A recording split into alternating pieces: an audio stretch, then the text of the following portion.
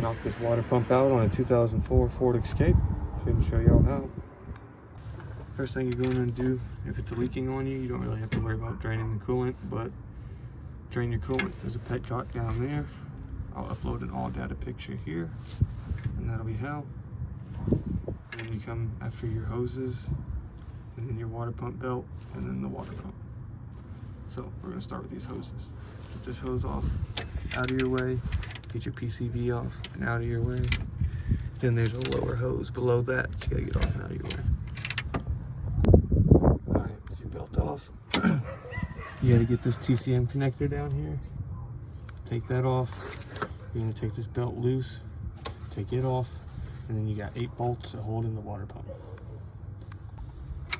To take your belt off with this tensioner here, all you do is just squeeze it in by hand. It's super easy to move by hand.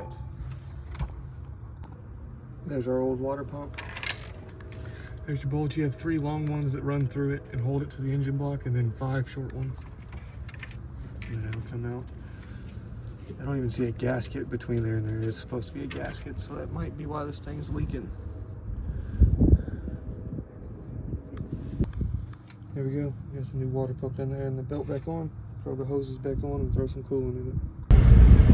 Currently test driving the car, making sure it doesn't overheat like it did before, because I had already put a radiator in it that was cracked, and it had another leak that was the water pump, which is probably why the radiator cracked in the first place.